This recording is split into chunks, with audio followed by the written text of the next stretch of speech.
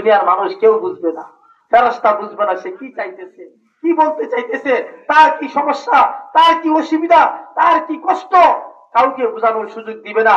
আল্লাহ তাআলা যখন বলবে ওয়ালা তুকাল্লিমুন, সেই নাফরমানিনা আর একটা কথা বলবি না, একটা কথা বলবি না।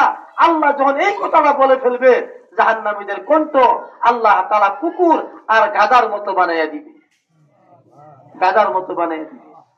মুহতারাম হাজিরিন, এই দুনিয়া সাজাইলেন, ঘর সাজাইলেন, বাড়ি সাজাইলেন, কিন্তু আপনার কবর কে সাজাইবে বলেন না বাবা?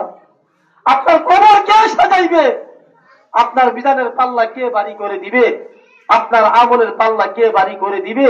দুনিয়া সাজাইলেন, ঘর সাজাইলেন, সমাজ সাজাইলেন, দেশ সাজাইলেন, কিন্তু আপনার কবর কে সাজাইবে বলেন? বলেন না, আপনার কবর কে সাজাইবে?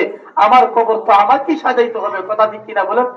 আমার আমলের পাল্লা আমার বাড়ি করতে হবে, আমার ফুল সিরাতের ফুল আমার পার করাইতে হবে।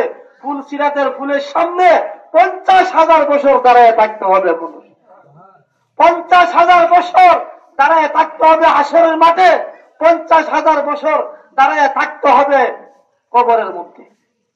দুনিয়ার 50,000 বছর আর আখিরাতের একদিন সমান, বলেন সুবহানাল্লাহ। দুনিয়ার কয় দিন বলেন? দুনিয়ার 50,000 বছর, আখিরাতের কয় দিন? আখিরাতের হিসাব 50,000 বছর কবরে থাকতে হবে আপনার। সবার শেষে যিনি মৃত্যুবরণ করবে, ইসরাফিলের সিঙ্গাপুর মাধ্যমে যিনি মারা যাবে, তিনিও 50,000 বছর মাটির ভিতরে থাকতে হবে।